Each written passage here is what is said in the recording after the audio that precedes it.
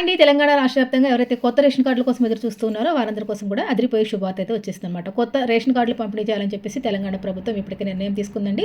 ఈ కొత్త ration card కోసం మీరు అప్లై చేసుకోవాలనుకుంటే కనుక ఖచ్చితంగా మీరు తెలంగాణ నివాసే ఉండాలి. అదేవిధంగా మరే రేషన్ కార్డు అనేది మీకు లేకుండా ఉండాలి. అంటే ఇతర రాష్ట్రాల్లో మీకు రేషన్ కార్డు అనేది లేకుండా ఉండాలన్నమాట. మరి మీ యొక్క ఆదాయం వచ్చేసి గ్రామీణ ప్రాంతాల్లో వార్షిక ఆదాయం 1.5 లక్షల కన్నా తక్కువ ఉండాలి. పట్టణ ప్రాంతాల్లో 2 లక్షల కన్నా తక్కువ ఉండాలి. దీంతో పాటుగా భూమి లేని కూలీలు, వృద్ధులు, వికలాంగులు వంటి వారికి అంటే అత్యంత పేదలకు తొందరగా రేషన్ కార్డు అనేది పంపిణీ చేయడం అయితే జరుగుతుందనమాట.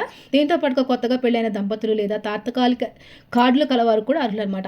దీంతో పాటుగా మీరు కొత్త రేషన్ కార్డుకి అప్లై చేసుకున్న తర్వాత ఈకేవైసీ మరియు ఆధార్ లింకింగ్ తప్పనిసరిగా చేయించుకోవాలండి. దీన్ని మీరు జూన్ 30, 2026 లోపున పూర్తి చేయాల్సి ఉంటుంది.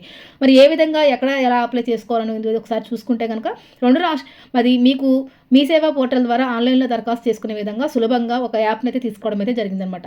అంటే మీరు ఎక్కడికో వెళ్ళి అప్లై చేసుకోవాల్సిన అవసరం లేకుండా మీ సేవ ద్వారా చేసుకోవచ్చు. అదేవిధంగా మీ ఫోన్లోనే మీరు రేషన్ కార్డుకి అప్లై చేసుకునే విధానాన్ని కూడా తీసుకోవడం అయితే జరిగిందనమాట.